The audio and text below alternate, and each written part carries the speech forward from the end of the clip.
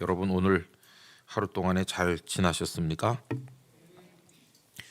시간은 우리가 붙들지 않아도 알아서 오토매틱으로 흘러갑니다. 그리고 우리는 조금씩 늙어갑니다.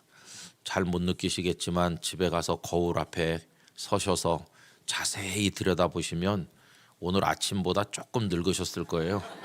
약간 느끼지 못할 만큼 약간 늙으셨을 거예요. 그렇게 조금씩 늙고 또 그만큼 조금씩 주님 앞으로 다가갑니다. 새해가 되면 다들 새해를 축복하고 그러는데 한 살 더 먹는 건데 사실은 하나님 앞에 설 날이 그만큼 더 다가오는 것이죠. 여러분 얼마나 남았을까요? 아무도 알지 못하는 가운데 우리의 삶을 살고 있습니다.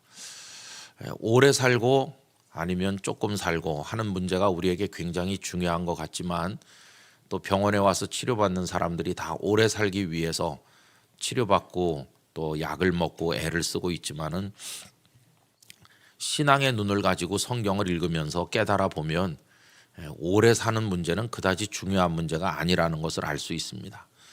여러분 오래 사는 게 중요하면 우리 예수님께서 오래 살지 않으셨겠어요? 이 땅에 오셔서 한 33년쯤 계시다 가신 것으로 일반적으로 생각하고 있는데 오래 사는 게 복이라 할 것 같으면 우리 예수님께서는 한 1000년쯤 살다가 십자가 지시지 않았겠어요? 근데 예수님은 그렇게 하지 않으셨습니다. 오래 살고 짧게 사는 건 별로 중요한 문제가 아니고 오늘 새벽에도 말씀드린 것처럼 부요한가 가난한가 또 강건하게 모든 걸 누리는가 그렇지 못한가 하는 것도 본질은 아닙니다. 그리스도인이 이 세상을 살아가면서 가장 본질적으로 중요하게 여겨야 될 것은 하나님의 사람으로 사는 것입니다.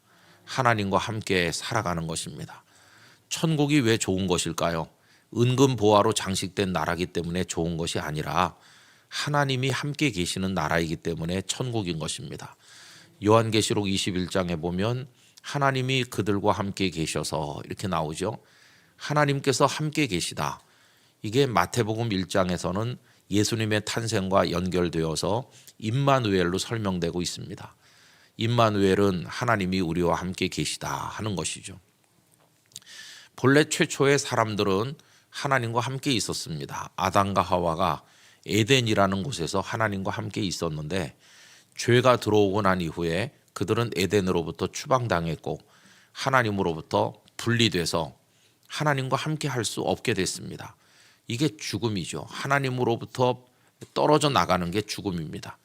그런데 예수님께서 하나님이신 그분이 이 땅에 오셔서 이 땅에 탄생하심으로 다시 임마누엘 하나님께서 우리와 함께 계시는 놀라운 축복이 복원된 것입니다.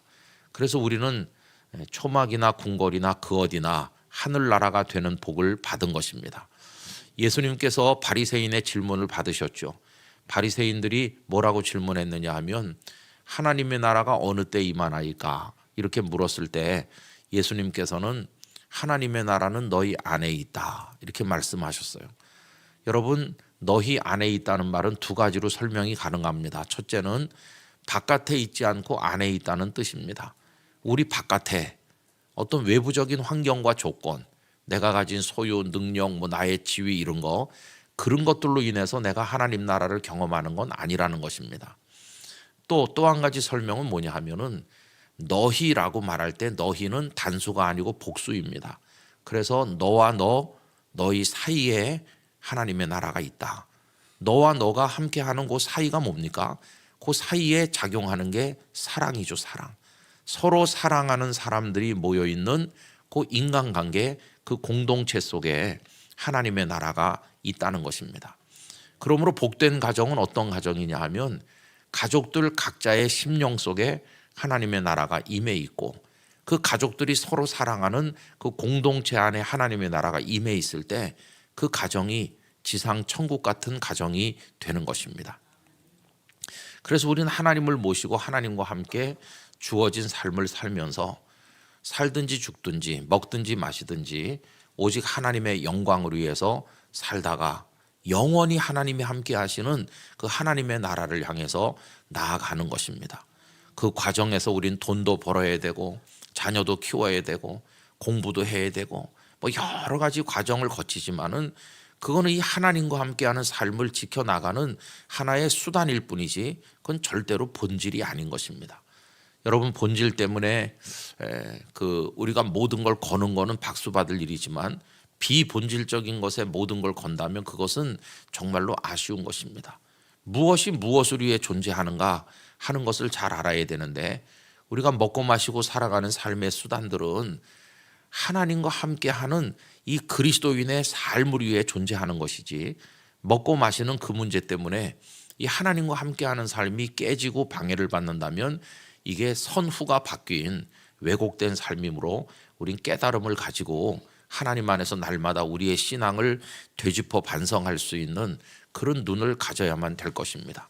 끊을 건 과감하게 끊고, 하지 않았지만 해야 될 것은 용기 있게 하면서 2024년 한 해 동안 하나님과 함께 거하는 축복의 삶을 꼭 누리게 되시기를 간절히 기원합니다. 그러면 하나님과 우리가 함께 산다고 할 때 삶의 주도권을 누가 가지는 것일까요? 당연히 우리 인생의 주도권은 하나님께서 가지시는 겁니다.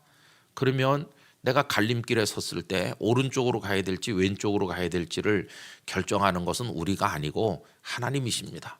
하나님께서 우리의 길을 인도하시고 우리의 걸음을 정해 놓으시고 우리를 이끌고 가실 때 우리에게 필요한 것은 하나님께 순종하는 것이죠. 그게 하나님의 인도를 받는 삶인 것이에요. 여러분들의 삶의 주도권을 하나님께 내어드리시기를 부탁드립니다. 하나님, 저를 인도해 주십시오. 새해를 맞이할 때 성도들이 가장 많이 드리는 기도 중에 하나가 하나님, 저를 인도해 주세요. 우리 가정을 인도해 주세요. 우리 교회를 인도해 주세요.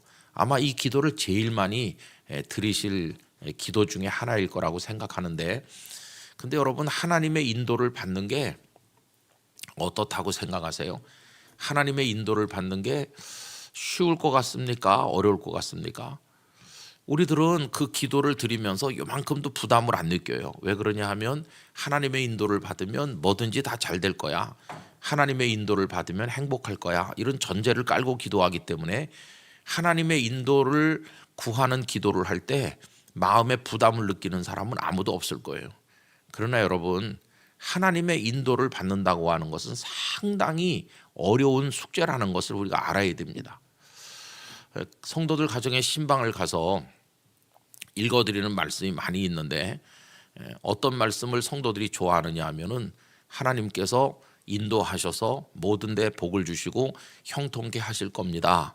이런 말씀을 전해드리면 굉장히들 좋아하세요. 예를 들면 출애굽기 13장 20절에서 22절에 보면 이스라엘 백성들이 430년 동안 살던 애굽을 벗어나서 드디어 광야로 나가는, 애굽을 출발해서 나가는 그 첫 번째 대목이 나와 있어요. 거기 보면 하나님의 인도가 잘 나와 있습니다.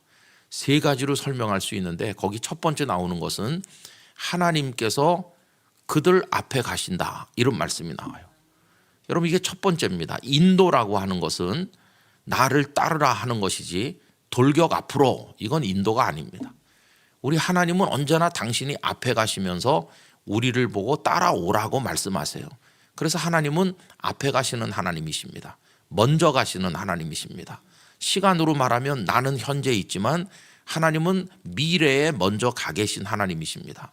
그래서 몰트만이라고 하는 독일 신학자는 하나님을 미래의 하나님이라고 얘기했어요. 하나님이 미래에 먼저 가서 계시기 때문에 미래가 불투명하고 아무것도 나는 알지 못하지만 하나님이 나보다 먼저 가 계시다는 것 때문에 이 미래가 우리에게 소망으로 다가오는 것입니다. 그래서 로마서 15장 13절은 하나님을 소망의 하나님이라고 이야기하였어요. 하나님을 바라보면 소망이 생기고 나보다 먼저 가신다. 여러분, 2024년 지금 우리가 맞이했는데 우린 2025년도, 26년도 알지 못해요. 또 그때까지 우리가 살아 있을는지도 장담할 수도 없지만은 어쨌든 분명한 것은 하나님께서 우리보다 앞서 가신다 하는 것이 분명한 축복입니다. 여러분, 하나님이 앞서 가신다는 사실을 믿으셔야 돼요. 그리고 그 하나님을 따라가시기를 바랍니다. 그거에 가장 멋진 예를 하나 든다면 창세기 22장 얘기를 할 수 있는데, 어느 날 하나님께서 아브라함에게 100살에 낳은 너의 아들 이삭을 번제로 바쳐라. 여러분, 번제로 바친다는 것은 사람을 토막을 내서 불태워 죽이는 겁니다. 한마디로 말하면 그거보다 더 끔찍한 얘기는 없을 거예요.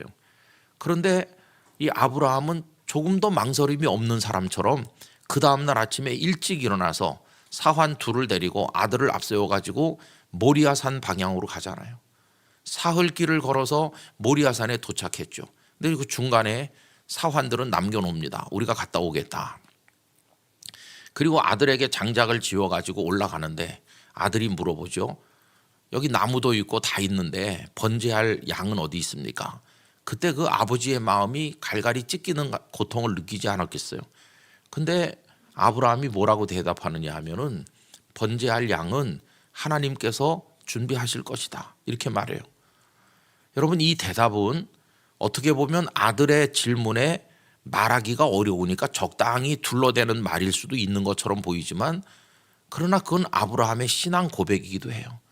하나님이 준비하실 줄 믿습니다 라고 하는 고백이기도 해요. 그런데 산 위에 올라가서 아들을 결박해가지고 묶어놓고 칼로 내리치려고 하는데 하나님께서 아브라함을 부르셨잖아요. 그리고 보니까 하나님께서 숲을 속에 순양 한 마리를 준비해 놓으신 거예요. 이게 뭡니까? 아버지와 아들이 모리아산에 올라오기 전에 누가 먼저 다녀가신 거죠? 하나님이 먼저 다녀가신 거예요. 하나님이 모리아산에 먼저 올라오셔서 양 한 마리를 다 준비해 놓으셨어요. 여러분, 그래서 여호와의 산에서 준비되리라. 이게 여호와 이레가 된 거 아닙니까? 여호와 이레라는 것은 하나님께서 우리보다 먼저 가셔서 우리에게 필요한 걸 다 준비해 놓으신다, 그런 뜻이에요. 하나님은 뒤따라 오시는 하나님이 아니시고 아브라함과 이삭보다도 먼저 모리아산에 올라가신 분이세요. 그게 앞에 가시는 하나님이십니다.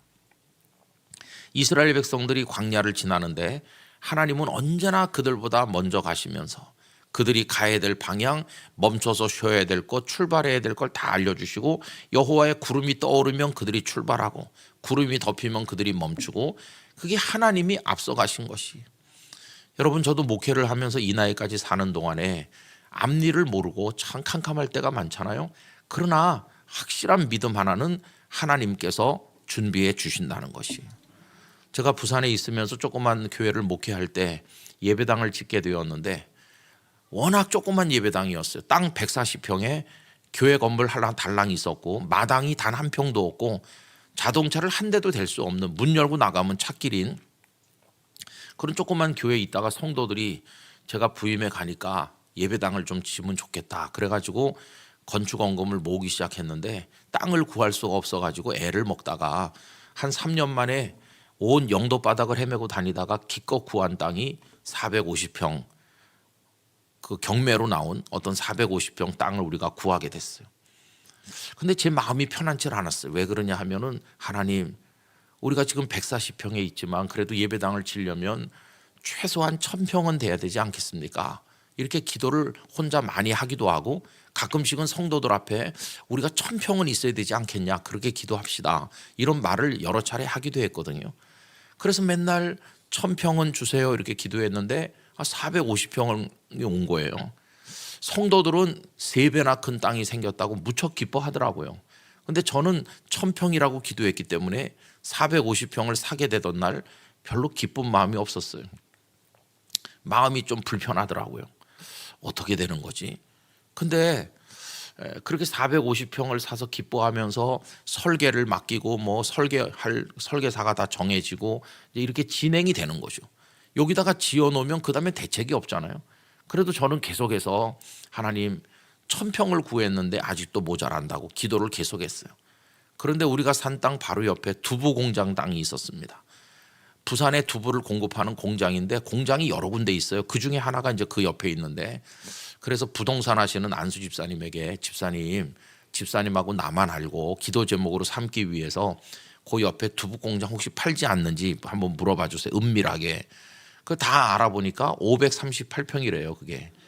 그래가지고 이제 그 집사님이 은밀하게 알아보고, 그 집사님 기도 많이 하던 분인데 집사님하고 나하고 둘이 기도합시다. 그래 계속 기도했어요. 그런데 건축은 이제 해야 되니까 설계는 계속 진행되는 중이고 우리 둘은 계속 기도하고, 그런데 한 2-3달 지난 어느 날 그 두부 공장에서 연락이 오기를 자기들 내분이 생겨가지고 공장 하나를 빨리 처리해야 될 상황이 왔는데 싸게 팔 테니까 사라 이렇게 왔어요. 그거 싸게 판다고. 근데 공시지가 수준으로 굉장히 싸게 판다는 거예요. 시가보다. 얼마나 흥분이 되던지. 그래가지고 장로님들 다 모셔가지고 예배당 짓는 거 잠깐 보류하고 이 두부 공장을 삽시다. 그렇게 했더니 다 좋다 그래요. 다 좋다고 찬성하셔서 우리가 가가지고 두부 공장을 이제 사기로 해가지고 대화가 이제 오고 가는 중인데 그쪽에서도 연락이 오기를 분규가 해결됐기 때문에 팔기는 파는데 값을 3배로 더 받아야 됐다는 거예요. 날아가는 거죠, 그죠? 그래도 낙심하고 있었어요. 그래도 또 기도는 계속했어요. 그런데 여러분 결론은 뭐냐 하면은 상당히 싸게 두부 공장을 우리가 샀다는 겁니다. 538평, 물론 100% 빚으로 샀어요. 은행 융자를 얻어가지고. 그러지 않아도 그 전에 이미 그 450평 사는데 이미 9억을 빚진 상태였는데 이걸 산다고 또 빚을 더 많이 졌어요. 그래서 제가 목회하는 그 교회가 빚 가운데 걸어가는 교회가 된 겁니다. 그래가지고 빚이 눈덩이처럼 늘어났어요. 그래서 제가 성도들에게 말했어요. 그냥 우선 땅을 가지고 있는 것으로 만족하고 그냥 허름한 창고 같은 건물, 그다음에 두부 만들던 냄새나는 공장 건물이 있지만은 우리가 조금 손을 보고 청소 깨끗하게 하고 그냥 칸 막아갖고 여기서 예배를 드리자. 여기서 예배를 드리면서 성도가 늘어나면 나중에 예배당을 짓자 이렇게 제안했는데 성도들 마음이 그렇지 않더라고요. 아니 어떻게 두부 공장에서 예배를 드리냐. 아무리 우리가 돈이 없지만은 있는 힘을 다해서 예배당을 하나 지읍시다. 그래갖고 할 수 없이 또 예배당을 짓게 됐어요. 예배당까지 짓게 되니까 정말 빚이 얼마나 많은지 몰라요. 그 얘기는 뭐 시간이 없어 다 말씀 못 드리는데 어쨌든 이제 그 538평을 샀잖아요. 그리고 건축을 이제 하기로 했으니까 측량하는 분이 나와가지고 이제 다 땅을 측량을 새로 해야 되잖아요. 그래갖고 측량을 다 하더니 야, 참 이상한 일이 있는데 두부 공장 뒤에 땅이 12평이 있다는 거예요. 그 두부 공장 그 저 담벼락 뒤쪽에 12평이 그 보니까 CUG가 12평이 있는 거예요. 우리가 CUG 불화를 받았어요. 그랬더니 한 평도 더도 아니고 덜도 아닌 정확한 1000평이 딱 된 거예요. 정확히 1000평이 되던 그날 별로 감사하지 않았어요.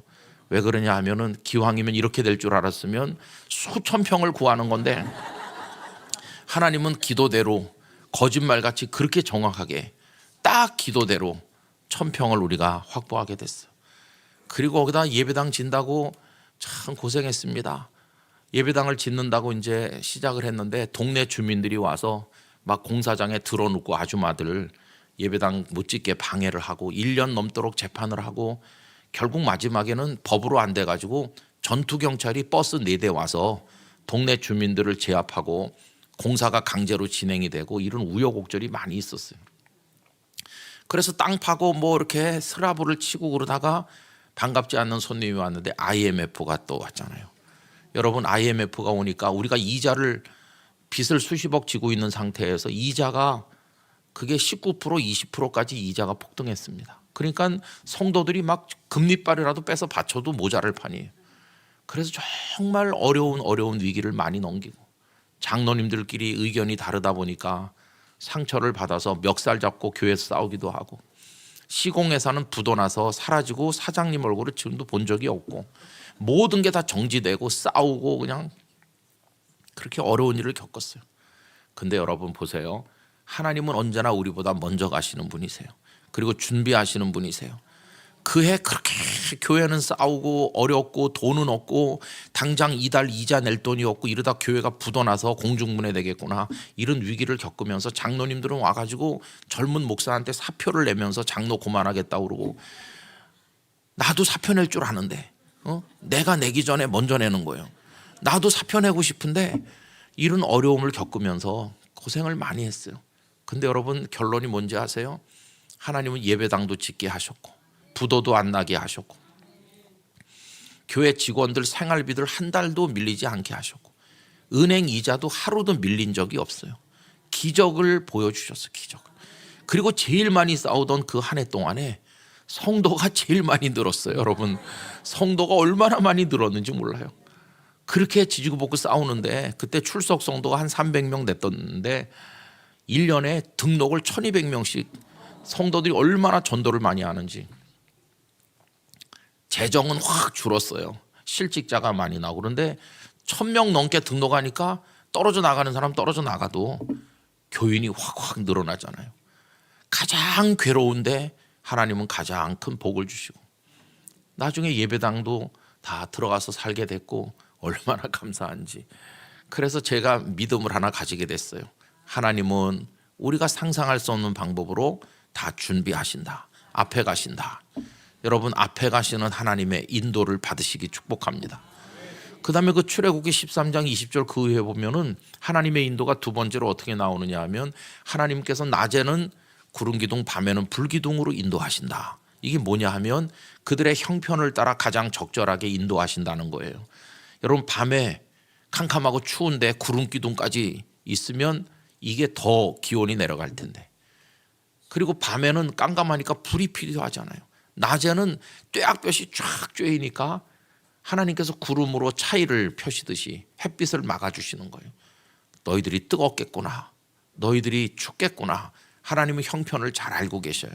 그래서 우리 각자에게 맞춤 은혜를 주시는 거예요. 맞춤 은혜. 그래서 내가 왜 저 사람처럼 되지 않나 이렇게 생각할 필요가 없고, 하나님은 우리에게 필요한 은혜를 주시는 거니까 누구를 부러워할 필요가 없어요. 우리 각자에게 내려주시는 은혜가 있는 것이에요. 하나님, 저분은 부자 되는데 왜 나는 부자가 아닐까요? 부자 되면 망할까 봐 하나님께서 마음 아프지만 어렵게 만드시는 거예요. 어려워야 사는 사람도 있습니다. 부자 되면 망하는 사람도 많이 있습니다. 돈 많이 벌어서 망하는 사람 저도 많이 봤거든요. 그래서 때로는 돈 없는 것 때문에 감사도 해야 되는데, 지금까지 목회하면서 돈 없는 것 때문에 감사헌금 바치는 사람 한 명도 못 봤어요. 하나님 하여튼 우리 형편을 알고 계시다. 여러분, 이건 믿으셔야 됩니다.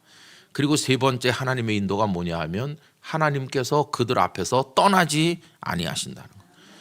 몇 년 동안만 인도하시는 게 아니라 꾸준히 계속해서 영원히 하나님은 우리 마지막 호흡이 있는 그 순간까지 우리와 함께 하시고 우리를 이끌어 가실 줄 믿습니다. 이게 하나님의 인도하심이거든요.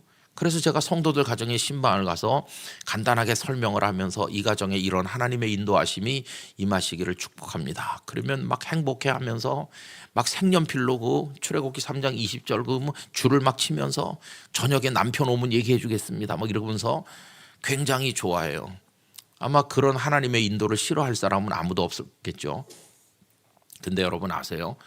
하나님의 인도를 받는 삶이 그렇게 들어보면 아주 멋질 것 같은데, 그러나 하나님의 인도를 받는 삶은 굉장히 어려운 겁니다. 굉장히 어려워요. 왜 그러냐 하면 그 다음 출애굽기 14장으로 넘어가거든요. 출애굽기 14장에 넘어가 보면 1절에 뭐라고 나오면 여호와께서 모세에게 말씀하시는 거예요. 모세에게 말씀하시기를 백성들을 인도하는데 그들을 돌이켜서 바닷길로 인도하라고 하시는 거예요. 여러분, 출애굽기 14장 1절을 한번 펴서 우리 읽어볼까요? 1절과 2절을 읽어보겠습니다. 14장 1절 2절 다 같이 읽겠습니다. 여호와께서 모세에게 말씀하여 이르시되 이스라엘 자손에게 명령하여 돌이켜 바다와 믹돌 사이에 비하이로답 곧 바알스볼 맞은편 바닷가에 장막을 치게 하라. 아멘. 이게 모세의 의견이 아니에요. 하나님께서 모세를 통해서 이스라엘에게 명령하시기를 그들을 어디로 인도하냐 하면은 바닷가에 장막을 치게 하라. 근데 그 앞에 돌이켜라는 단어가 나오잖아요. 말하자면 이런 겁니다. 지금 잘 가고 있는데 갑자기 우회전 그런 겁니다. 갑자기 핸들을 확 돌리는 것과 같아요. 여러분, 이스라엘 백성들이 살던 고센 땅에서 가나안 땅까지 가장 빠르게 편하게 가는 방법은 지중해 바닷가를 따라서 쭉 올라가는 거예요. 그리로 가면 10하루 길이면 가나안에 들어갈 수 있어요. 아주 가깝고 편한 길이 있어요. 근데 하나님은 갑자기 방향을 돌리게 하셔가지고 거기 비하이롯 앞에 그쪽으로 가게 하셨는데, 거기가 어디냐면 홍해로 인도하신 거예요. 홍해. 하나님이 인도하신 겁니다. 이거 모세의 개인 의견이 아니고 하나님이 인도하신 건데 홍해 앞으로 인도한 거예요. 그럼 여러분, 홍해는 어떤 곳입니까? 망망한 바다죠. 다르게 말하면 길 없는 곳이에요. 인도가 뭡니까? 좋은 길로 이끌어가는 게 인도잖아요. 근데 하나님의 인도가 길 없는 데로 데려가는 게 여기 하나님의 인도예요. 제가 하나님의 인도를 받는 삶은 어렵다고 그랬는데 이게 그런 거예요. 하나님 왜 길 없는 곳으로 가게 하십니까? 그래서 바다 앞에 막혔어요. 길이 없으니까. 그런데 조금 있으니까 온 세상이 막 뒤집힐 것 같이 진동하더니 말발굽 소리가 들리면서 애굽의 군대가 병거 600승을 앞세우고 바로 왕이 추격해 오는 거예요. 다 도로 잡아가겠다고 오는 거예요. 여러분, 우리가 베너라는 영화에서 보면 전차 경주가 나오는데 이 바퀴 옆에 날카로운 창이 달려가지고 상대방 전차를 막 깨뜨리는 거 보셨잖아요. 그게 이집트에서 개발된 거예요. 그 사람들은 말을 잘 키워요. 성경에 보면 말을 구하러 애굽에 가지 말라 그런 말이 있는데 아주 애굽에는 명마가 많아가지고 빠르게 달리면서 거기다가 마차를 달아가지고 전차를 달아서 그렇게 빠르게 공격하는데, 요즘식으로 말하면 예전에 그런 전차는 요즘식으로 말하면 탱크를 말하는 거예요. 탱크. 그게 막 쓸고 다니면서 일반 보병들을 막 해치는 거죠. 그러니까 병거를 600승이나 앞세우고 온다는 거는 탱크 600대를 앞세우고 오는 거나 똑같은 거예요. 그 이스라엘 백성들은 노인들, 어린 애들, 소떼 양떼 다 거느리고 오합지졸 같은데 뒤에서는 쫓아오지, 앞에는 바다가 막혔지. 근데 그게 하나님의 인도가 그런 거예요. 여러분, 살면서 우리가 어려운 게 하나님 왜 나를 이런 곳으로 인도하시나요? 이게 이제 어려운 대목이에요. 여러분, 하나님의 인도를 끝까지 받으려면요, 그 상황에서도 하나님을 바라봐야 되는 거예요. 막 백성들이 소리 지르면서 아비규환이 돼서 하나님 원망하고 소리 지를 때 모세가 뭐라고 그랬습니까? 너희는 가만히 있어서 오늘날 너희를 위하는 하나님의 손을 보라는 거예요. 하나님의 구원을 보라. 너희는 가만히 있어, 이런 찬양이 거기서 나왔잖아요. 그래가지고 모세가 하나님의 말씀을 따라 지팡이를 내밀었더니 바다가 갈라지기 시작을 했어. 그래서 그들은 마른 땅처럼 홍해를 건넜고 쫓아 들어오던 애국 군대는 바다에서 몰살함으로 완벽한 의미의 애국과의 결별, 애굽의 군대가 더 이상 쫓아올 수 없는 진정한 출애굽이 홍해에서 이루어진 것이. 여러분, 그러면 여기서 질문해 봐야 되는 거죠. 왜 하나님은 좋은 길 놔두고 이런 길로 데려가셨을까? 참 이해할 수 없는 하나님의 인도에 대한 질문을 해야 되는 거죠. 그게 중요한 게 이겁니다. 하나님께서는 홍해를 모든 이스라엘 백성들의 하나님 체험의 신앙 교육의 현장으로 삼으신 거예요. 거기가 신앙 교육의 현장이 현장. 똑똑히 봐라. 너희를 사랑하는 너희의 하나님 여호와가 어떤 하나님이신지를 너희가 똑똑히 봐라. 하나님은 이른 하나님이야. 하늘과 땅을 창조했고 바다를 가르기도 하고 나 여호와는 이른 하나님이다. 보고 배우라. 그래서 백성들이 홍해라고 하는 체험 학습장에서 하나님을 체험했고 하나님이 어떤 분인지를 뼛속까지 느낀 거예요. 하나님이 이런 분이구나. 여러분, 우리 교회 목회자들이나 성도들도 보면은 이런 체험 학습을 많이 한 사람이 있는가 하면 이런 걸 별로 못 해본 사람이 있어요. 이런 걸 못 해본 사람은 책에서 이론으로만 배운 거예요. 책에서 이론으로만 배운 사람은 실전에 약합니다. 그런데 인생의 고비고비를 넘기면서 죽을 병도 알아보기도 하고 실패도 해보고 이런 어려운 고비를 수도 없이 넘기면서 그때마다 기적 같은 하나님의 손길을 경험하고 하나님이 살아계시구나, 이런 걸 체험한 사람은 어떤 어려움이 와도 눈 하나 꿈쩍하지 않아요. 전에도 도우신 하나님 이번에도 도우실 줄 믿습니다. 전에도 은혜 주신 하나님 이번에도 은혜 주실 줄 믿습니다. 은혜 위에 은혜를 주실 줄 믿습니다. 그러면서 담대한 거죠. 그래서 이런 체험 학습이 있는 사람하고 없는 사람하고 하늘과 땅만큼 달라요. 지난 1월 1일 오전에 저희 교회는 신년 예배를 드렸습니다. 대개 송구 영신 예배를 드리는데 저희는 성도가 많아갖고 송구 영신 예배를 드릴 수가 없어요. 그래서 1월 1일 주일 예배처럼 1부, 2부 이런 식으로 드립니다. 드리고 그날 저녁부터 바로 신년 기도회를 시작했어요. 수요일 저녁까지 부흥회처럼 하루 3번 하는 거죠. 저녁에 3번은 제가 하고 새벽과 오전은 우리 부목사님들이 1시간씩 하는 건데, 우리 부목사님들이 다 준비해서 잘해요. 그중에 우리 목사님 한 분은 현장 체험의 경험이 있는 거예요. 그런 현장 학습을 했어요. 나이 22살 됐을 때 여기 뭐가 생겨서 병원에 갔더니 이 종격동 쪽에 있는데 암이 생긴 거예요. 암이 생겨가지고 그 암을 수술을 받고 항암 치료를 여러 수십 번 하면서 22살에 죽음의 문턱에 간 거예요. 22살에 내가 이렇게 죽나. 그 다음부터 지금까지 매년 한 번씩 가서 나이가 한 45쯤 됐는데 1년에 한 번씩 가서 이제 검사를 받는 거예요. 의사가 이제 한 몇 년에 한 번씩 와도 되겠다고 그러는데도 매년 간대요. 근데 단 한 번도 누구랑 같이 간 적이 없대. 그 단 한 번도 왜 누구랑 같이 안 가냐? 아내도 같이 갈 만도 한데 그랬더니 가서 거기서 자기는 2명을 만나고 온대요. 혼자 가는 이유가 첫 번째는 22살에 죽음 앞에 서 있는 자기를 만나고 온대요. 그때 내가 죽은 거나 마찬가지인데 그때 자기를 보고 온다는 거예요. 병원 복도에 앉아가지고 내가 거기서 죽었을 텐데 지금 살아서 목사가 됐구나. 하나님의 은혜에 눈물이 흐른대요. 두 번째는 자기를 살려준 주님을 만난다는 거예요. 그 병원에 가서 그래서 검진받고 오는 거지만 자기는 부흥회를 하고 오는 거나 마찬가지라고. 근데 그 목사님이 우리 교회 부목사 이제 뽑을 때 서류를 냈는데 지원자가 많잖아요. 근데 우리 부목사님들이 1차, 2차 이렇게 검증을 하거든요. 그래가지고 이제 A안, B안, C안을 가지고 와요. 이렇게 많은 분들이 지원했는데 이분들은 면접을 하면 좋겠고 이분들은 뭐 좀 문제가 있는 거 이렇게 해가지고 구분해갖고 제 가져와요. 제가 쭉 보니까 이 목사님은 면접 대상자가 아니더라고요. 그래서 내가 왜 면접 대상자가 아닌가 하고 이제 보고서를 보니까 젊었을 때 암을 앓은 적이 있다. 암을 앓은 적이 있기 때문에 교회 사역하다가 아플지도 모르니까 빼놓은 거예요. 몸이 허약할지도 모르겠다 이렇게. 그 제가 그 목사님을 면접 대상자에 포함시켰어요. 왜냐하면 암을 알아본 사람하고 안 알아본 사람하고 다르다. 암을 한번 알아본 사람은 하나님 체험의 깊이가 다르다. 그러니까 이분이 몸이 설령 약할지라도 전하는 설교의 내용이 다를 거야. 설교의 내용이. 그 목사님 면접 대상자에 포함했어요. 그 목사님이 면접을 했는데 그 설교 시간에 그렇게 말하더라고요. 면접을 했는데 자기가 떨어진 사람 중에 1번이래요.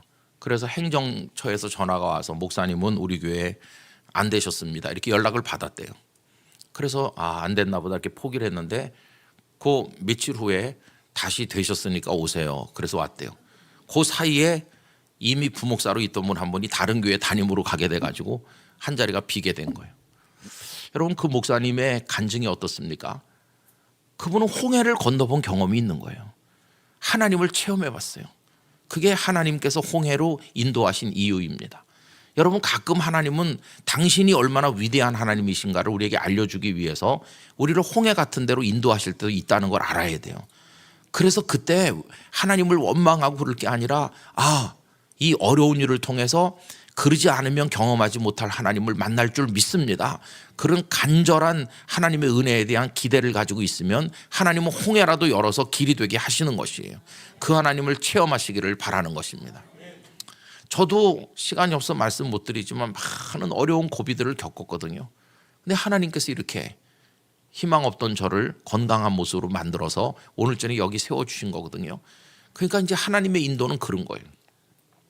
자, 그래서 이제 그 다음에 그들이 홍해에서 나와가지고 얼마나 기뻐하는지 출애굽기 15장에 가보면 모세가 하나님을 찬송하고 미리암이 여인들과 함께 악기를 연주하면서 하나님을 찬송하고 기쁨의 찬양을 막 불러올리는 거죠. 모든 이스라엘 백성들이 하나님을 얼마나 기뻐하고 찬송했겠어요. 다 죽는 줄 알았는데 기적을 경험했죠. 기적을. 그래서 이제 15장으로 이어지는데 근데 문제가 뭐냐 하면요. 은혜는 받아서 그 은혜 받을 때는 감격하고 흥분하지만 그게 오래가지 못한다는 게 우리의 약점이에요. 그렇게 큰 은혜를 주셨는데도 조금 지나면 마치 은혜 받은 적이 한 번도 없는 사람인 것처럼 영적 망각증을 앓고 있다는 게 우리의 문제예요. 여러분 지금까지 살아온 거 하나님의 은혜인데 하나님의 은혜에 대해서 말해보라고 그러면 은혜 받은 적 없는 것처럼 말하는 사람도 많아요. 여러분 다 하나님의 은혜라는 사실을 잊으면 안 됩니다. 이 백성들이 그 다음 문제가 뭔가 하면 오늘 이제 본문으로 와보세요. 15장 22절 모세가 홍해에서 이스라엘을 인도하며 그들이 나와서 그 다음에 어디로 들어갔습니까? 수로 광야로 들어갔는데 문제가 생기기를 사흘길을 걸어갔는데도 물이 없는 거예요. 참 인생은 재밌죠. 홍해는 왜 위험한 곳입니까? 물이 너무 많아서 물에 빠져 죽는 곳이에요. 근데 여기는 지금 물이 없어서 죽는 곳이에요. 참 이상하죠. 그래서 23절 마라에 이르렀는데 그곳 물이 써서 마시지 못하겠으므로 그 이름을 마라라 하였더라. 여러분이 사흘 길이라고 그랬죠. 수르 광야에서 사흘을 걷는 걸 한번 상상해 보세요. 첫날은요 막 기쁨이 넘쳤을 것 같아요. 이봐 우리가 홍해에서 살아남았어. 야, 난 여호와 하나님이 그렇게 위대하신지 몰랐어. 그러면서 기쁨에 들떠가지고 첫째 날은 힘든 줄 모르고 갔을 거예요. 그런데 둘째 날 되니까 광야를 걷는 게 생각보다 쉽지 않거든요.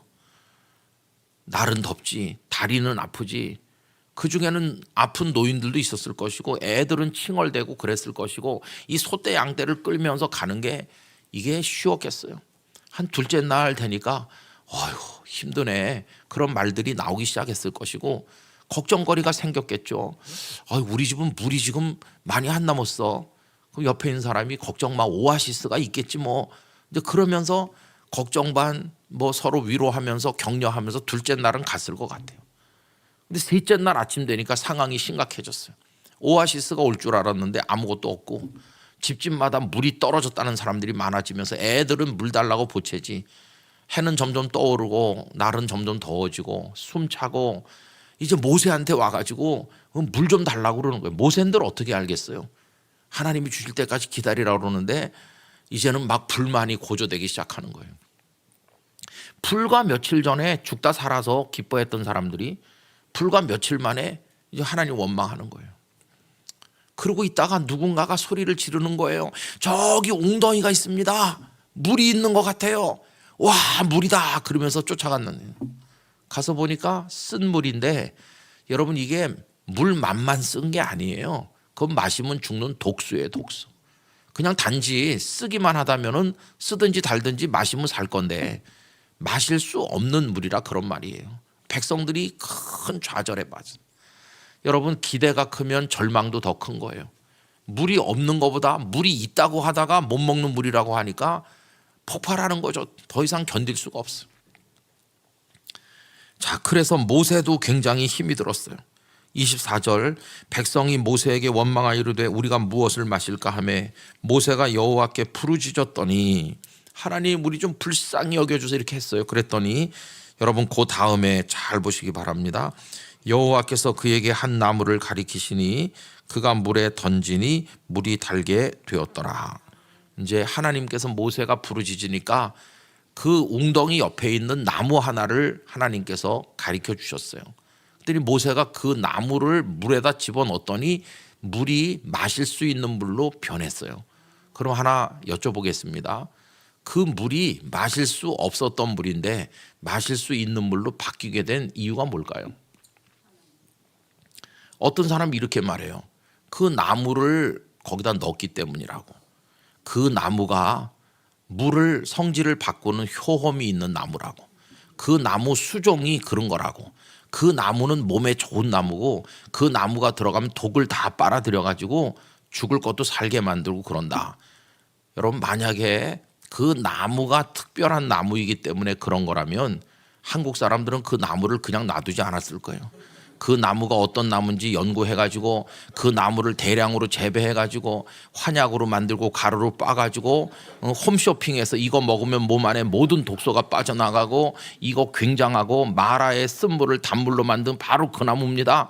그러면서 벌써 우리도 많이 사서 먹었을 거예요. 근데 여러분 그 나무가 물을 바꾼 게 아니에요.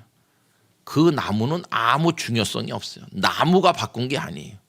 그럼 뭐가 바꾼 겁니까? 나무를 가리키셨을 때 이까지 나무 토막이 무슨 효험이 있겠냐? 하나님도 참 이상해. 이렇게 안 하고 하나님께서 이걸 통해서 역사하시는구나라고 깨닫고 나무를 하나님의 말씀에 순종해서 갖다 넣은 그 믿음의 응답이 그들을 살게 한 거예요. 결국 이들이 쓴 물이 단물되는 은혜를 경험한 것은 나무를 가리키시는 하나님의 뜻을 깨닫고 그 하나님의 뜻에 순종했기 때문에 산 거예요. 이게 결정적으로 중요합니다. 그 다음에 이제 가만히 보세요. 그가 물에 던지니 물이 달게 되었잖아요. 이제 그 다음에가 오늘 본문의 핵심인데 거기서를 풀어서 말하면 이런 거죠.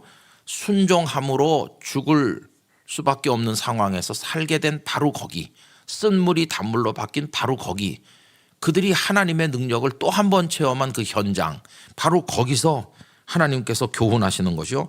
여호와께서 그들을 위하여 법도와 율례를 정하시고 그들을 시험하실세 이르시되 너희가 너희 하나님 나 여호와의 말을 들어 어떻게 하라고요? 순종하고. 이게 핵심인 거예요. 너희가 나 여호와의 말을 들어 순종하고 내가 보기에 의를 행하며 내 계명에 귀를 기울이며 내 모든 규례를 지키면, 여러분 여기 지금 의를 행하고 계명에 귀를 기울이고 모든 규례를 지키라는 걸 한마디로 말하면 뭡니까? 하나님의 말씀에 순종하라는 거예요. 말씀대로 행하면 내가 애굽 사람에게 내린 모든 질병 중 하나도 너희에게 내리지 아니하리니 나는 너희를 치료하는 여호와임이라.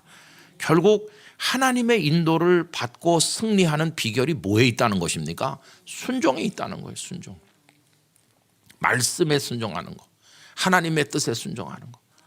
그들이 10하루면 갈 수 있는 길이 있었는데도 돌이켜 비하이롯 앞으로 바닷가로 가게 하셨을 때 따라갔잖아요. 순종했잖아요. 따라가 보니까 홍해가 가로막아서 죽는 줄 알았잖아요. 애국 군대는 쫓아오고.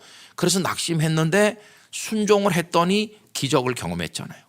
그렇죠? 그리고 수로 강야로 들어가서 지금 굉장히 고통을 받았는데 나뭇가지를 거기다 집어넣었더니 순종했더니 쓴물이 단물 됐잖아요. 그러면서 하나님은 앞으로도 이게 너희가 붙들어야 될 원리다. 너희 평생에 나의 인도를 받고 사랑을 받으려면 이 원리를 마음에 품어라. 그 원리가 뭐냐 하면 하나님의 뜻에, 하나님의 말씀에 무조건 순종한다는 것입니다. 순종하면 너희들에게 복이 된다는 거예요. 여러분, 우리가 왜 하나님의 인도를 받지 못하느냐 하면은 순종하지 않기 때문이에요. 하나님 저를 인도해 주세요라고 기도는 많이 하는데 결정적일 때 순종을 안 해요. 이게 우리로 하여금 축복에 이르지 못하게 하는 거예요. 여러분, 말도 안 되는 명령, 도대체가 이해할 수 없는 명령, 하나님은 왜 이러신지 몰라, 이렇게 납득이 안 되는 명령을 주실 때도 순종을 하면 그게 기적으로 바뀌고, 아, 이래서 하나님은 나를 이리로 인도하셨구나, 그게 축복이 되는 것을 경험하게 될 것이에요. 이게 성도가 세상을 살아가는 비결이라는 걸 여러분 기억하시기를 부탁드립니다. 근데 우린 그걸 잘 못하는 거죠.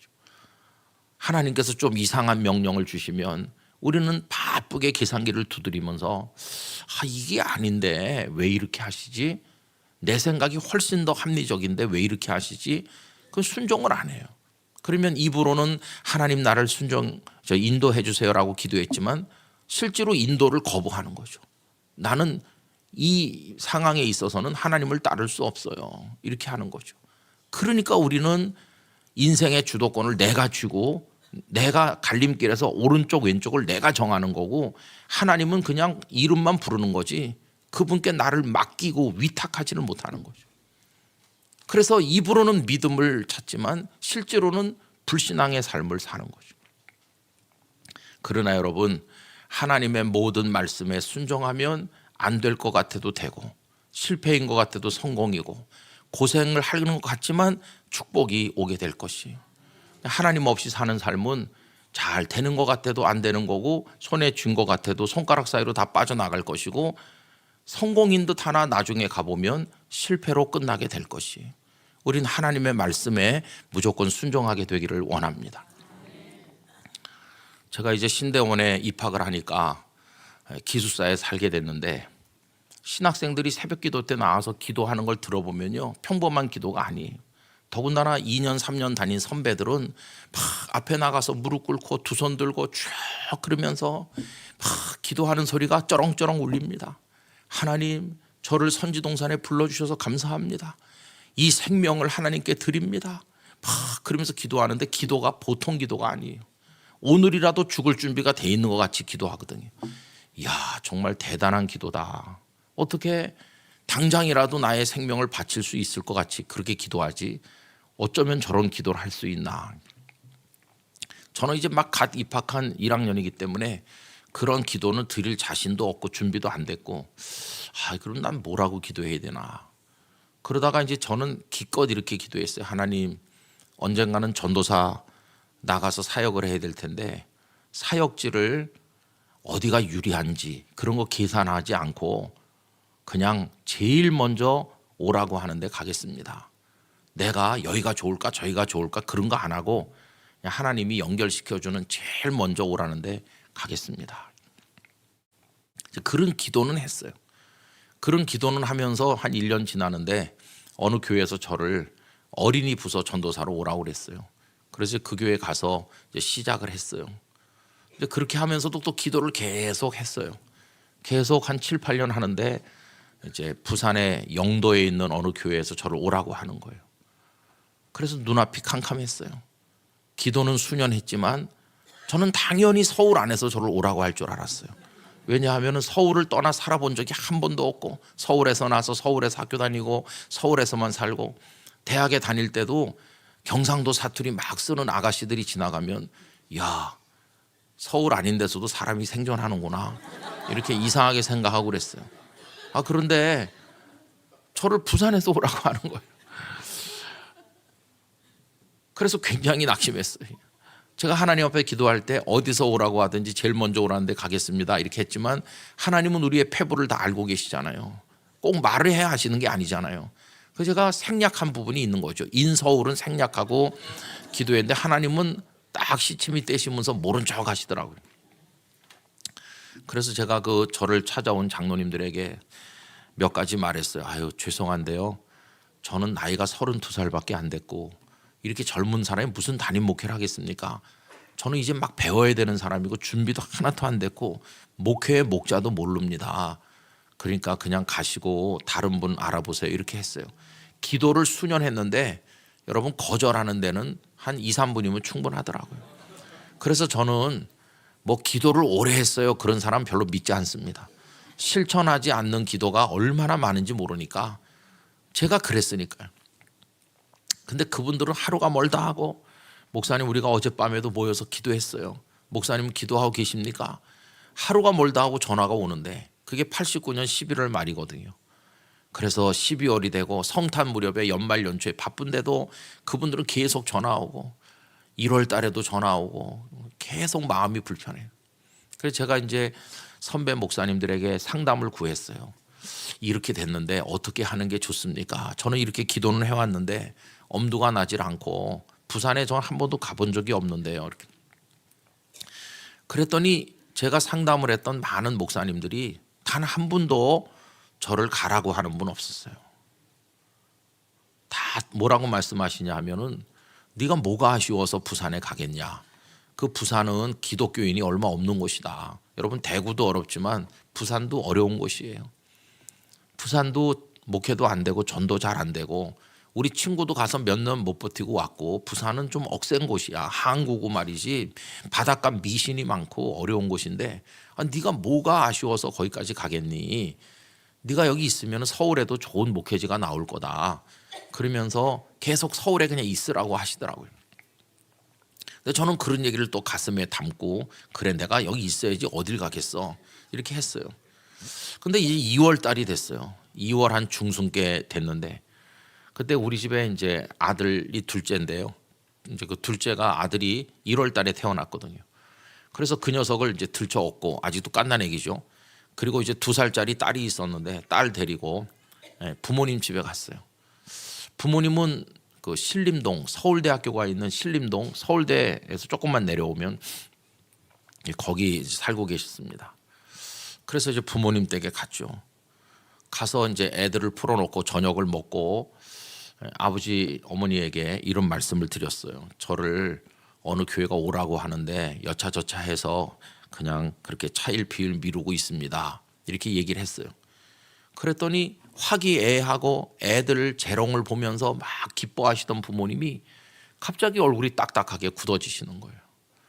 그러면서 저희 아버님이 갑자기 얼굴이 굳어지시더니 방 안 분위기가 싸늘하게 식었어요. 그러더니 아버지가 가만히 계시다가 저에게 하시는 말씀이 김 목사 그 앞에 무릎 꿇고 앉게 그러시는 거예요. 저희 아버지는 한 번도 화를 낸 적을 본 적도 없고 저한테 불편한 말을 한 적도 없거든요. 그런데 무릎을 꿇고 앉으라고 하는 거예요. 그것도 좀 이상하게 장로가 목사 보고 무릎 꿇으라고 그러니까 좀 이상하더라고요. 그래서 아버지 앞에 무릎을 엉거주춤 꿇고 앉아 있었죠. 그랬더니 아버지가요, 눈물이 비 오듯 흐르는 거예요. 얼마나 많이 우시는지 몰라요. 평생 처음 본 모습이었어요. 그러면서 하시는 말씀이 내 평생 이렇게 비참한 날은 없다. 그러면서 우시는 거예요. 그래서 제가 아니 왜 오늘 비참하다고 하십니까? 여기 이렇게 애들이 태어나가지고 재롱을 부리고 아버지가 제일 행복한 때지 왜 그런 말씀하세요? 그랬더니 정말 비참하다고 그러는 거예요. 우리 김완한 장로님은 좀 아시지만 저희 아버님 불쌍한 분이거든요. 저희 아버님이 세상 떠난 지 지금 10년째가 되는데 별세 하실 때 100세였습니다. 요즘 살아계신 110세죠. 옛날 분이죠. 평안도 그 평양 바로 외곽 쪽에서 태어나셨어요. 평양이 고향이나 마찬가지죠. 그런데 저희 아버님이 참 박복해요. 인간적으로. 저희 할아버지가 20살에 19살에 결혼해 갖고 20살에 저희 아버지를 낳았어요. 그리고 이제 2년 있다가 저희 아버님 동생이 또 태어났대요. 그렇게 이제 아들 둘이었는데 그러면 할아버지가 24살에 돌아가셨어요. 온 동네 전염병이 돌면서 동네 사람이 많이 죽을 때 24살에 22살짜리 아내랑 고 4살짜리 아들, 2살짜리 아들을 남기고 할아버지가 돌아가신 거예요. 그러니까 이제 할머니가 그 며느리를 불러가지고 이렇게 말했대요. 얘야, 내가 교회 가서 성경 말씀 배웠다. 그 할머니는 평양신학교를 세운 사무엘 마페 선교사에게 세례를 받고 믿기 시작했어요. 근데 그 위에 할아버지는 이제 교회 안 다니는 분이죠. 서당 훈장하면서 완고한 그런 분이고. 근데 내가 교회에서 성경 말씀 배우니까 성경에 나옴이라는 여자가 있었는데 나옴이라는 여자가 아들 둘이 다 죽고 며느리들이 생가부가 되니까 그 며느리들을 끼고 살지 않고 친정으로 다 보내더라. 나도 그러려고 그러는데 너 지금 겨우 22살에 일찍 과부가 됐는데 어떻게 평생을 살겠니? 너 친정에 가서 다른 남자 만나서 재혼해라. 그렇게 하면서 둘 다 데리고 가면 재혼하기 힘드니까 4살짜리는 내가 키워줄 테니까 젖 먹는 그 어린 것만 데리고 가라. 그래서 이제 남편을 잃은 그 어머니가 이제 2살짜리 동생을 데리고 친정에 간 거예요. 친정에 가서 얼마 후에 또 재혼해가지고 가버렸어요. 요새 같으면 뭐 가끔씩 만나기라도 할 텐데 그 옛날에는 재혼해서 가면 그걸로 끝난 겁니다. 그러니까 저희 아버님 입장에서 보면은 아버지는 돌아가셨고 어머니는 할머니가 보내가지고 친정 갔다 재혼해 버렸으니까 이제 동생도 없고 엄마도 없고 저희 아버님 고아 비슷하게 됐는데 이제 할아버지 할머니 밑에서 크는 거죠. 할머니는 교회밖에 모르고 맨날 교회 가 있고 할아버지는 완고한 서당 훈장이라 교회도 안 가고 친구들은 이제 나이 돼가지고 학교 가는데 할아버지는 학교도 안 보내는 거예요. 아, 내가 서당 훈장인데 어딜 가느냐고. 그러면서 저희 아버지를 학교를 안 보내가지고 저희 아버님 학교 문턱에 가본 적도 없어요. 단 한 번도 학교에 입학해 본 적도 없어요. 평생. 학교랑 전혀 관계가 없는 분이에요. 불쌍하잖아요. 할아버지 앞에 무릎 꿇고 앉아가지고 하늘천 따지 뭐 이런 거 배우는, 한문 배우는 거예요. 그냥 얼마나 학교가 가고 싶은지. 한글은 어디서 배웠냐면은 할머니 따라 교회 가가지고 그냥 앉아 있다 보니까 한 글자 한 글자 배우는 거예요. 저절로 찬송가 부르고 뭐 성경책 이렇게 하다가 학교에서 체계적으로 배우질 않아가지고 저희 아버님이 쓰는 한글은 소리 나는 대로 쓰기 때문에 맞춤법이 잘 안 맞아요. 저만 읽을 수 있는 편지를 보내고 했어요. 참 불쌍한 분이죠. 근데 그것도 또 오래 가지 못했고 저희 아버님이 12살 될 때 그나마 훈장 할아버지가 돌아가셨어요. 조그만 집에서 바단떼기 없이 찢어지게 가난한 서당 훈장집인데 할아버지마저 돌아가니까 이제 생계가 막막해졌어요. 돈 벌 사람이 없고 할머니랑 둘이 남은 거예요. 근데 할머니는 생계 능력이 없잖아요. 그래서 저희 아버님이 12살 때부터 그냥 머슴처럼 이 집 일도 도와주고 저 집 일도 도와주고 동네 사람들에게 얻어다가 할머니 부양하고 고생을 죽도록 한 거예요. 일할 줄 모르는데 낯질하고 그러다가 손톱을 베서 이 손톱이 막 이상하게 자란 손톱이 많고 그랬어요. 평생 소원이 우리 집에도 바단댁이 있으면 좋겠다. 안 먹고 안 입고 할머니랑 노력을 해가지고 18살 됐을 때 밭을 한 떼기 샀는데 너무너무 행복했대요. 그리고 이제 열심히 사니까 동네 사람들이 저 총각이 부지런하고 성실한 거 보니까 마누라를 굶기진 않겠다. 그래서 어떤 처녀를 중매해가지고 저희 아버님이 장가를 또 19살에, 아버지도 19살에 결혼해서 저희 아버님도 또 19살에, 그래가지고 20살에 이제 저희 큰형님을 낳은 거예요. 그래가지고 아들 셋에 딸 넷을 낳았어요. 7남매를 낳고, 그때 저희 아버님은 30대 중후반이 됐고, 그렇게 근검절약해서 일하니까 농토가 많이 늘어나서 이제 마을에서 부자 소리를 듣게 됐고, 교회에서는 안수집사가 됐고, 그때가 일제 후반기인데 저희 아버님 평생 중에서 그때가 제일 다복했을 때예요. 우리나라는 일제 후반기에 고통을 많이 겪고 있었지만 가정적으로는 7남매가 자라면서 행복했던 때라고 그래요. 그러다가 이제 일제가 망하고 8.15 광복을 맞이했어요. 야, 이제는 우리 민족끼리 잘 살게 되나 보다 했는데 웬걸요? 한 달 있으니까 김일성이 소련군 탱크 몰고 공산당 들어왔잖아요. 그때부터 또 고통을 받았대요. 교회 다닌다고. 우리 큰형님은 학교에 가서 맨날 자아 비판 당하고 교회 다닌다고. 우리 막내 누나는 예쁘고 노래를 잘해가지고 인민군들이 와서 얻고 다니면서 인민군 그 위안 공연할 때 가서 노래 부르고 그랬다고 그러더라고요. 그러면서 어렵게 지내다가 6.25 전쟁이 뻥 터진 거예요. 6.25 전쟁이 터졌는데 얼마나 힘들었겠습니까? 전쟁통에. 그러다가 이제 압록강까지 유엔군이 올라가서 금방 다 수복되는 줄 알았는데 중공군 20만 명 내려오면서 인해 전술이라고 그러죠. 유엔과 국군이 할 수 없이 다시 후퇴하게 됐는데 그게 1951년 1월 4일 일사후퇴라고 하죠. 여러분 국제시장이라는 영화 그게 다 일사후퇴를 배경으로 했고 한경도에서 철수하는 걸 배경으로 하고 있죠.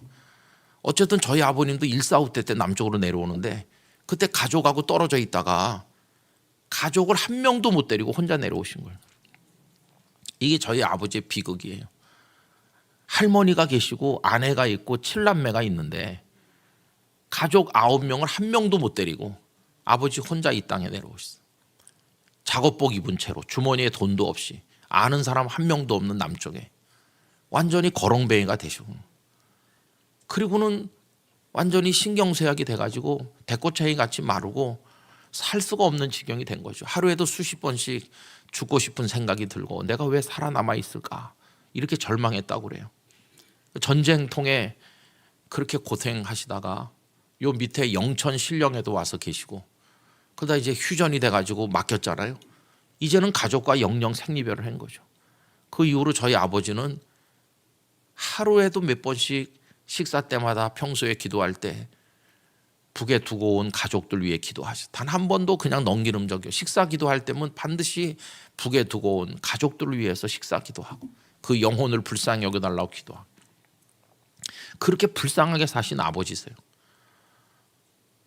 그러다 휴전선이 막혀서 이제 영영 못 가게 됐는데 그 이제 떠돌아다니는 거죠. 폐인같이. 그러다가 친척을 만났어요. 친척 어른. 그 어르신이 이제 저희 아버님에게 자네 이러다가 큰일 나겠네. 휴전선이 막혀서 이제 못 가니까 여기서 다시 새 출발해야 되지 않겠느냐고. 그러면서 재혼해서 다시 가정을 이루고 나중 일은 나중 일이고 살아야 되지 않겠는가. 이렇게 하도 간곡하게 권면해가지고 저희 아버님이 이제 마음을 추스르고 뭐 슬픔은 이루다 말할 수가 없는 거죠. 그래서 재혼을 하셨어요. 재혼을 하면서 서울로 올라오셨대요. 서울로 올라와서 정착한 곳이 충무로에 충무로에 이렇게 천막같이 치고 거기서 구멍가게 같이 시작했어요. 생전 처음으로 장사라는 걸 해봤대요. 그리고 충무로하고 영락교회가 가까우니까 교회는 영락교회로 나간 거예요. 한경직 목사님이 영락교회를 세워서 이북에서 내려온 사람들이 거기 많이 모이니까 그래서 저희 아버님도 영락교회를 나간 거죠. 영락교회는 1945년 해방되던 해 12월에 세워졌습니다. 그래서 6.25가 나던 날이 주일인데 6.25 나던 날 주보가 우리 교회에 있어요. 그거 보니까 벌써 그해 6.25 나던 그 주일에 4,000명 출석하던 교회예요. 그리고 이제 그 전쟁 이후니까 더 많이 모일 때죠. 저희 아버님도 영락교회 다니고 그러면서 그 충무로 거기서 구멍가게 할 때 제가 태어난 거예요. 그러니까 저는 영락교회에서 태어난 거죠. 그리고 우리 가족은 영락교회 다녔는데 2년 지난 다음에 제가 2살 됐을 때 저희 어머니가 이제 아기를 낳았어요. 제 동생을 아침에 낳고 어머니가 낮에 돌아가셨어요. 재혼한 어머니가. 그 어머니는 우리 아버지보다 나이가 많이 젊죠. 그래가지고 조그만 방 한 칸에 설치고 다니는 2살짜리 제가 있고 아침에 나온 피덩이 제 동생이 누워있고 아내의 시신이 누워있는 거예요. 그럼 얼마나 기가 막히겠어요. 살아보려고 그랬는데. 그래서 난산해가지고 그냥 어머니가 돌아가신 거예요. 그러고 있을 때 영락교회에서 와서 저희 어머니 장례식을 해줬어요. 그리고 피덩이 동생은 어떡합니까? 근데 먼 친척이, 아기 못 낳는 친척이 와서 형님이 아기를 우리가 낳은 걸로 데려가겠습니다. 그리고 아버지가 데려가라고 그래서 아기를 데려갔어요. 이건 양자를 간 게 아니라 그냥 아예 그 집에서 난 걸로 했어요. 그 집 아이가 됐는데 가깝게 살았어요. 이웃에. 그래가지고 같이 컸어요. 같이. 친동생인지도 모르고.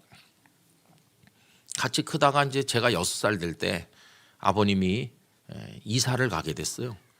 그래서 영락교회가 너무 멀어서 이제 못 다니게 됐고 가까운 교회를 다니게 되는데 우리가 이사 갈 때 우리 동생네도 따라서 이사를 왔어요. 그래서 앞뒷집에 살면서 걔 초등학교 될 때까지 계속 같이 컸어요. 얼마나 저를 따르는지 하루 종일 붙어 놀다 저녁 때 집에 가자고 그러면 막 안 간다고 땅바닥에 떼굴떼굴 구르면서 형하고 더 놀을 거야 뭐 그 생각이 지금도 어련하게 나는 것 같아요. 그렇게 이제 되고 저는 어머니 돌아가시고 나서 조금 있다가 어떤 분이 저를 보더니 내가 얘를 키워서 목사가 되게 하겠습니다. 그러면서 저를 키워준 어머니가 또 오신 거예요. 그 어머니가 우리 김한한 장로님이 아시는 제 어머니죠. 그 어머니가 12년 전에 92세로 먼저 가셨어요. 그 어머니는 아이를 낳지도 않고 오로지 저 하나를 위해서 희생하셨는데 얼마나 많이 기도하고 정말 저를 위해서 모든 걸 다 바쳐서 기도해 주셨어요. 그 어머니의 사랑 잊을 수가 없죠. 그렇게 살고 있다가 이제 그런 고통을 이제 겪으셨어요. 근데 제가 이제 부산에 그 교회에서 오라고 하는데 제가 이러고 있다고 그러니까 저희 아버님이 오늘 저녁이 내 평생에 제일 비참하다 이렇게 말했을 때 제가 이해가 됐겠어요. 아버지가 고향 떠나서 여기 내려와서 얼마나 비참한 나날이 많았는데 그때 비하면 지금 행복하시지. 뭐가 이렇게 비참하다고 하세요? 왜 이렇게 우세요? 그랬더니 아버지 말씀이 이래요. 나는 네가 알다시피 살고 싶어 사는 사람이 아니다. 하루에도 수십 번씩 죽고 싶었는데 하나님 앞에 계속 물어봤다. 하나님 내가 왜 살아 있어야 되는 겁니까? 내 삶이 무슨 의미가 있다고 더 살게 하시는 겁니까? 이렇게 물어보면 하나님께서 너 살 이유가 있다. 그게 뭡니까? 저거 아들 하나 있는 거 목사 만들어야 될 거 아니냐. 그래서 네 엄마하고 나하고는 너 목사 하나 만드는 거 그거 위해서 모든 걸 기도하고 바쳤다. 우리가 사는 이유가 그거였어. 그러니까 네가 목사가 된 거는 너의 인생이기도 하지만 우리 두 사람의 인생이기도 한데 그래서 네가 목사 안수 받은 날 얼마나 기뻤는지 몰라. 그런데 지금 오늘 저녁에 와서 들어보니까 이렇게 형편없는 목사가 되다니. 수십 년 노력이 지금 헛수고가 된 거 아니냐. 그래서 이렇게 비참하다. 그래서 제가 아니 뭐가 그렇게 비참하세요? 너는 목사도 아니야. 목사는커녕 하나님을 믿는 사람도 아니야. 아니 내가 왜 하나님을 안 믿어요? 그랬더니 넌 하나님을 안 믿으니까 이러고 있는 거지. 네가 제일 먼저 오라는 데 가겠다고 그렇게 기도하라고 누가 너한테 강제로 시킨 것도 아니고 네 입으로 기도했고 너 누구한테 기도한 거냐? 독백이냐? 네가 하나님 앞에 기도한 건데 그럼 하나님이 살아계시고 너의 기도를 들었고 너는 하나님 앞에 기도했고 그것도 한두 번도 아니고 수년을 기도했으면 네가 정말 하나님이 살아계신 걸 믿는 사람 같으면 그 교회에서 지난 연말에 와서 널 오라고 그랬을 때 벌써 그 교회에 가 있어야지. 아직도 몇 달씩 안 가고 미적대면서 이 사람한테 상담하고 저 사람한테 상담하고 하나님께 기도했으면 하나님이 보내면 가는 건지 상담은 뭐하러 하냐. 넌 하나님을 안 믿는 목사다. 그럴 바에는 그냥 목사를 관둬. 하나님 앞에 죄송하니까 그냥 목회를 관두고 그냥 다른 직장에 다녀라. 그러시는 거예요. 그래서 제가 핑계를 댔어요. 아니 나도 생각을 안 한 건 아니고 거기 가야 되나 이렇게 생각을 했는데 걸리는 게 있더라고. 왜냐하면 한 대전만 돼도 좋은데 부산 그것도 영도 섬이고 그러면은 아버지가 70세가 훨씬 넘었고 어머니도 70이 내일 모레인데 그러면 늙어서 갑자기 병들면 누가 돌봐주냐고. 자식이라고 나 하나인데 갑자기 무슨 일이 생기면 누가 돌봐주며. 그래서 나도 다 이것저것 생각을 해서 결정을 못하는 거예요. 그러니까 아버지가 하시는 말씀이 너 목사 안수 받던 날 안수 받고 너희들은 사택으로 가고 우리 두 사람 여기 와가지고 가정 예배 드리면서 우리 둘이 눈물로 기도했다. 하나님 드디어 수십 년의 염원이 이루어져서 우리 아들이 오늘 목사 됐습니다. 이제 오늘 날짜로 우리 집에 아들은 없습니다. 그냥 주의 종이 하나 생겼습니다. 그러니 주님이 기뻐하시는 대로 쓰십시오. 우린 그렇게 그날 저녁에 기도했고 주의 종이 생긴 거지 이젠 아들은 없다고 기도했다. 그러니까 너 아들 노릇 하려고 하지 말아라. 늙은 부모 핑계 대지 말아라. 너는 우리 아들이기 전에 이젠 주의 종이니까 하나님 기뻐하시는 대로 가야 되는 거다. 그거 안 하려면 그냥 목사 관둬라. 그날 저녁에 저는 아버지에게 많은 걸 배웠습니다. 학교 문턱에도 안 가본 아버지로부터 신학교 교수님에게서도 못 배운 걸 배웠어요. 하나님을 믿는 게 뭘까? 여러분 하나님을 믿는 거는요. 하나님의 살아계심을 믿는 거예요. 하나님이 우리 기도를 다 들으시는 걸 믿는 거예요. 우리를 이끌고 가심을 믿는 거예요. 그리고 하나님의 뜻에 순종하는 게 하나님 믿는 거예요. 그거를 아버지를 통해서 배웠어요. 아버지. 그래서 애들 다 싸가지고 다시 돌아왔어요. 그 다음날 새벽 기도 때 나가서 담임 목사님께 말씀드렸어요. 아버지 어저께 만났습니다. 그래요. 아버지 말씀 듣고 나니까 제가 아무래도 그 교회를 가야 될 것 같습니다. 그랬더니 목사님이 아니 서울에 있어도 오라는 데가 많을 텐데 왜 가려고 그러냐. 어제 아버지가 이렇게 저렇게 눈물로 말씀하셨어요. 쭉 얘기를 했더니 목사님 가만히 들으시더니 참 부끄럽다고. 나도 목사지만 잘못된 충고를 해준 내가 부끄럽고 장로님이 믿는 하나님이 진짜라고. 장로님 아버지 말씀대로 해야 되는. 그래 제가 그 교회에서 3월 둘째 주일에 부목사로 마지막 설교를 하고 3월 셋째 주일부터 그 부산에 가서 설교를 시작했어요. 그게 90년 3월 18일이었어요. 그리고는 이제 2018년 2월 18일에 영락교회에 와서 설교를 했어요. 그러니까 꼭 27년 하고 11달을 했어요. 28년에서 한 달 부족하죠. 그러면 제가 거기 가서 고생만 많이 했을까요? 하나님께서 마치 저를 홍해로 보내는 것처럼 길 없는 바다 앞으로 보내는 것처럼 한 번도 가본 적이 없는 곳. 남자 교인들은 다 상선 원양어선 타고 나가고 여성들만 조금 있는 그런 이상한 교회 가가지고 죽도록 고생했을까요? 아닙니다. 그 28년 가까이 있는 동안에 얼마나 사랑을 많이 받았는지, 성도들이 얼마나 저를 위해서 기도해주고